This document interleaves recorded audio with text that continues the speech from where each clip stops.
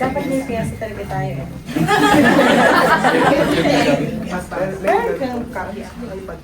Asan na ito? Okay, so the Pace Signore, peace. Asking for peace for God, no? Dona la pace. Give the peace, O Lord. Okay, so first things first, yeah, really nice out. Now, I think, yes, ano pa rin, yung ating vowels, important talaga eh. Iba-iba talaga tayo ng, sakit to ng Filipino choirs, our vowel formations. I think it comes naturally with Western choirs, especially from Europe, kasi they really started young with this. Also, it's in their culture, yung kanilang singing, lalo na yung mga hymnal type na piece, no? So sa atin, medyo hindi pa siya innate. And then, no? Yeah, we just need to uniform our vowels para mas maganda yung blend. I talked to one of the, sino man nakalam ng King Singers? Alam niyo ba siya na?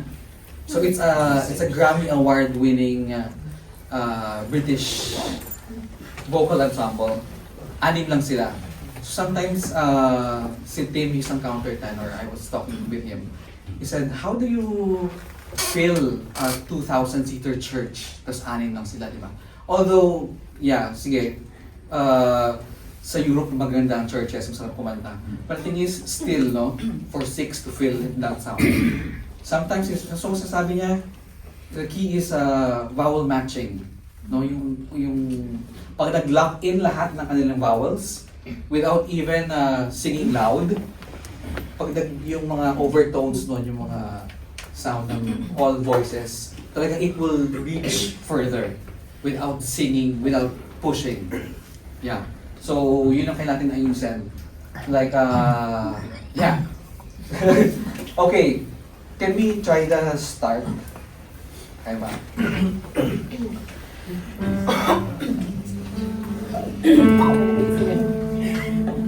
Also, yan.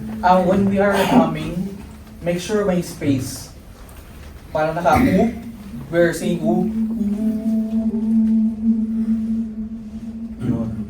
Make sure may enough space at all.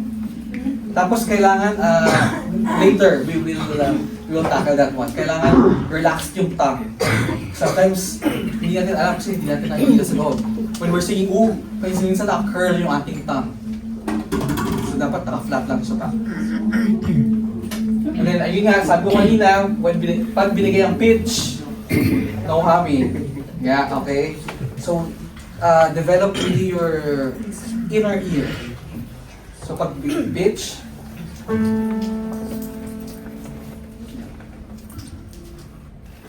breathe. Ay, solo pala. Sabi ko nga eh. Ayun, so yeah, yun na. Sabi yung pitch mo na mag-ahap. Sige, let's try. Siguro after na yung solo. Oh, yung hum na ng bases.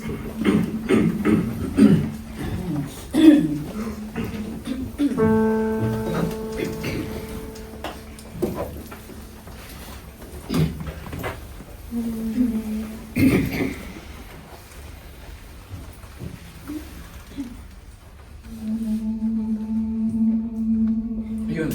We try also pag tingin talaga pagbigay niya together. Together. Walang trust yourself so that you can enter together with your conductor.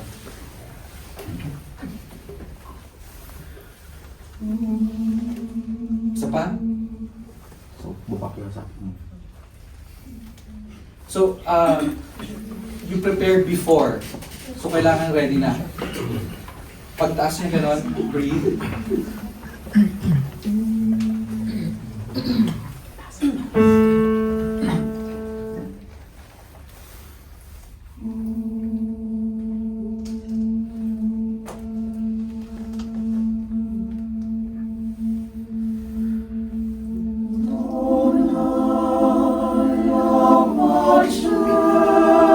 Signore, la pace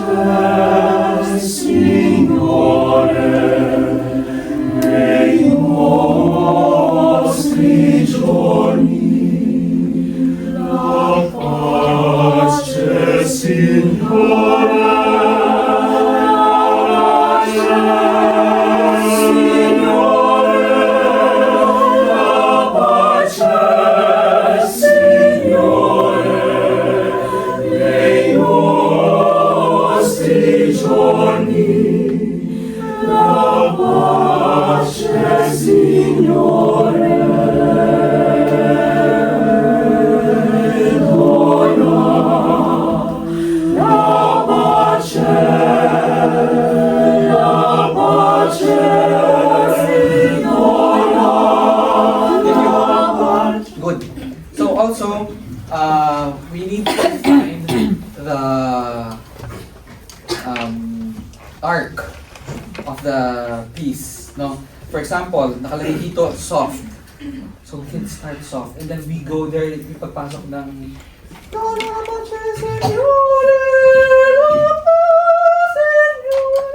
so we go there. So, bases, I know, ang ganda, ganda kasi na ano eh, na, what do you call this? Na pitch ng, ano yun? Range. Yeah, very comfortable. So, hindi kayo bida. Okay?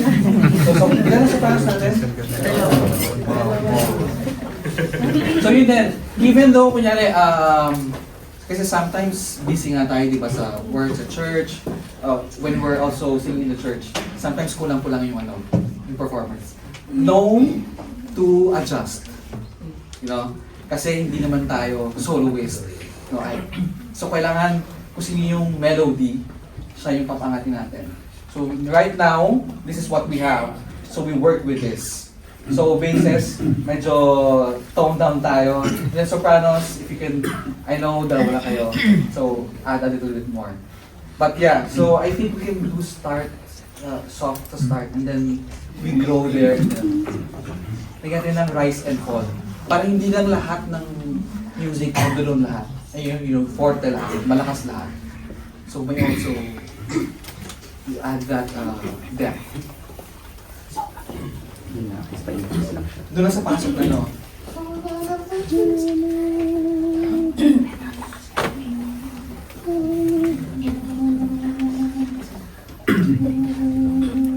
Yung pasok na. Yan. Boom! We go to Signore. Yan. Para ano yung art. Say, one more. Mas ano pa. And then, altos and tenors. Let's enjoy that duet. Always there. So, buong phrase, kailangan malaman kung saan pupunta yung music. So, Dona la pace, give peace. Kanino? Pwede kong humingi. To the Lord, Signor. Dona la pace, Signor.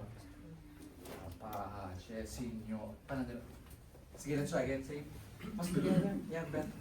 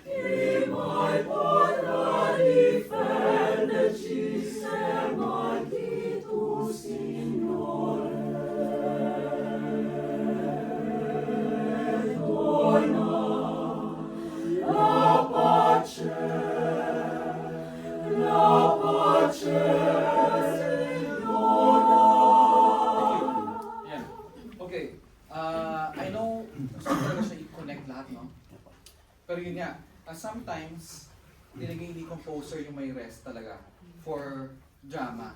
And also, breath yan for the singers also. And then, ang ganda kasi pag tayo mo yung soprano, you cut, then they cut.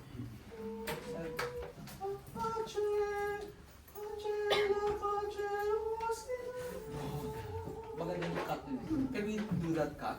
Kaya ba? Ano ba natin?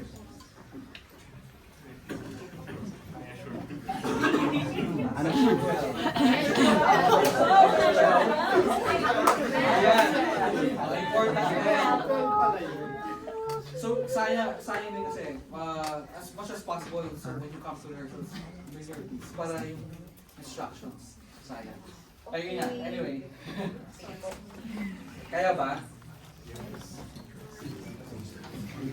Yun. Ayaw, alam mo ba ko sa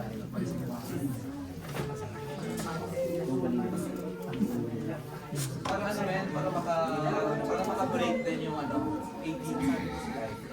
Go.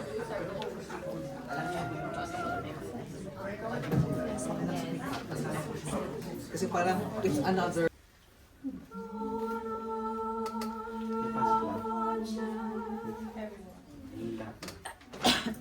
Kunin mo yung pasok base. Wala kang kayo.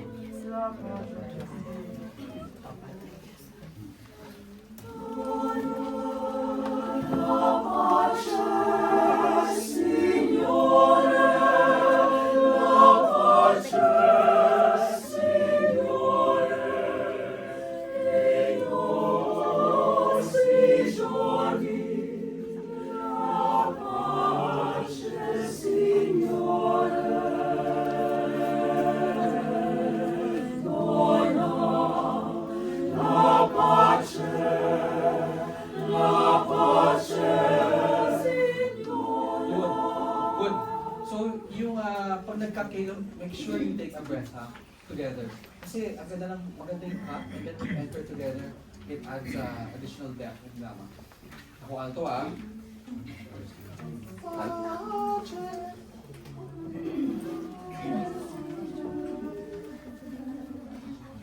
let's enjoy that. Maganda yung line na kailangan makuha.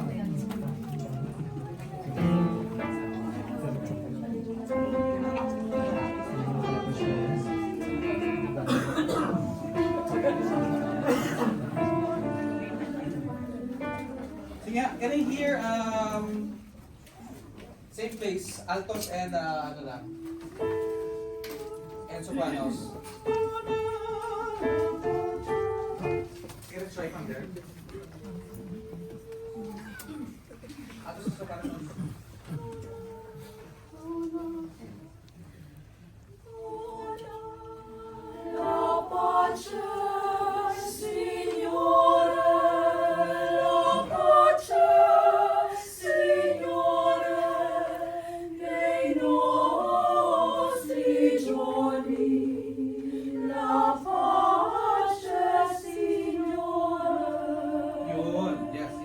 Careful, Atos.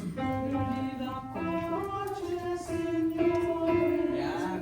Yung mga clash natin, kailangan ma-define natin yan. Thank you. And then, yung ating vowel, iba kasi naka-senyora na. Senyora, ano ba? Senyora.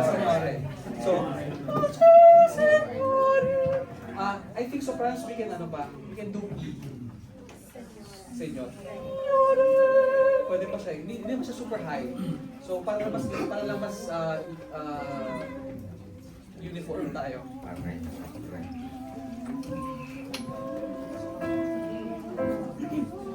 Same place. Can I hear with tenors without basses?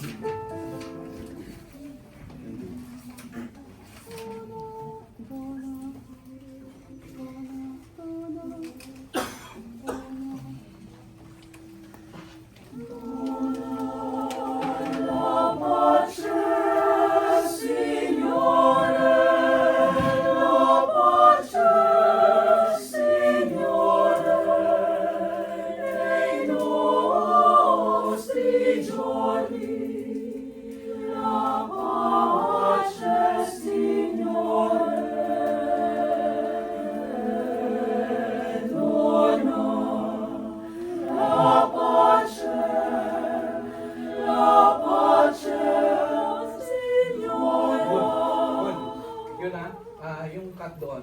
make sure walang may iwan. Kasi dagdag dumi. But otherwise, yun.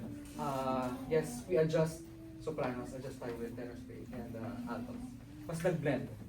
So yun lang, hindi naman rin kailangan mag-modify pa ng vowels. Still, not so high. Yeah, good job. Sige, let's try everybody from there.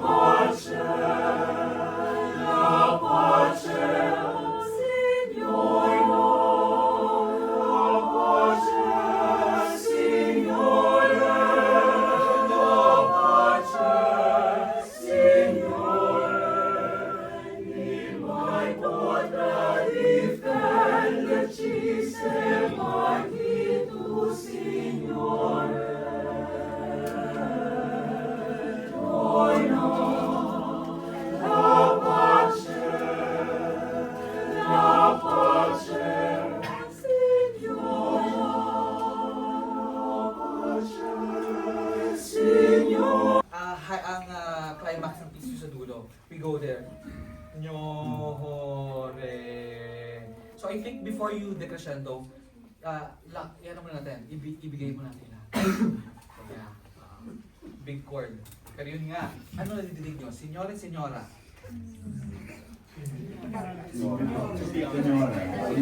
Oh, para signora. So, I think it's not too high yet. So we can, signore. Pero hindi siya I think,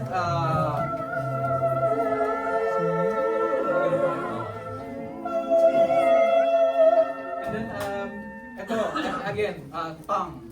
Isa sa mga kaaway natin yan. Kasi kaya hindi natin nakikita. Sometimes, malikot ang ating tongue, and yan yung nagka-create ng tension whenever we sing. So sometimes when we sing high notes, nagko-curl ang ating tongue, palikot.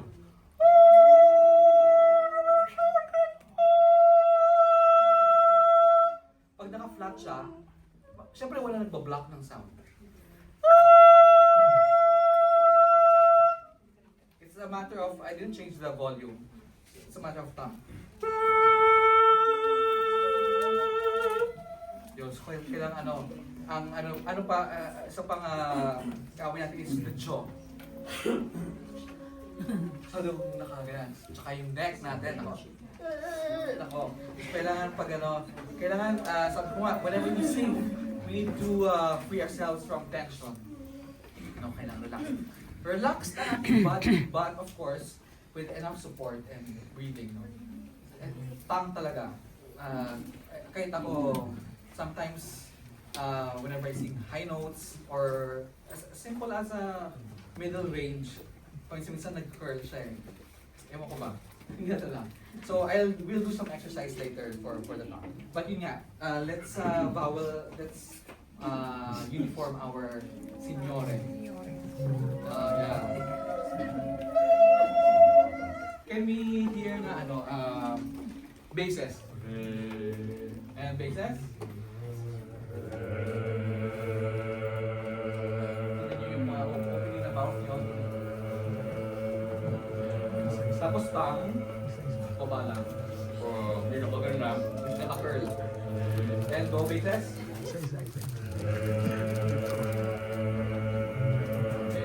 So, also basses, ayan alam ko malalaki ang ating boses. Hindi natin kailangan palakihin pa. Pag yun mo kasi, nag-constrict. Pero when you open, gano'n lang. Release. And go. Okay, mouth, baba. Good. And then, re, tenors, tenors and basses, re, and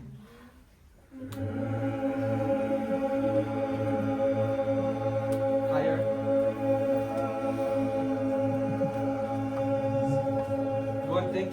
ensure may enough air. Altos, and go. ATV, go.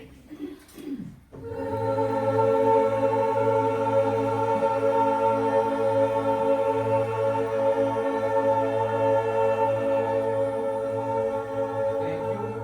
Ano nga ulit, let's do an octave. Tingin kayo sa each other. Huwag ma-conscious, pero kasi ano to, hindi tayo sanay eh. Tingnan nyo yung opening na mouse. Sige, let's try again.